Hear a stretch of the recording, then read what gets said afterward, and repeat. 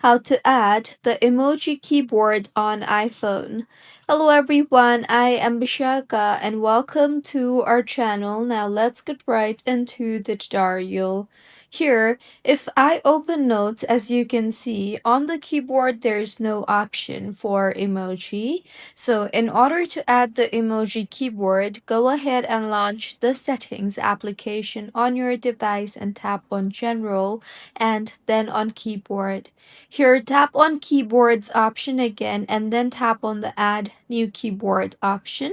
You will then see the option for emoji there. Tap on that, and just in case if the emoji option is not available, tap on the search bar and search for emoji and tap on it. With this, emoji will be added to your keyboards. You can then go ahead and open your keyboard again, and this time you will have the emoji on your keyboard. So this was about how you can add the emoji keyboard on iPhone. If you find this tutorial helpful, please like the video and do comment if you have any queries.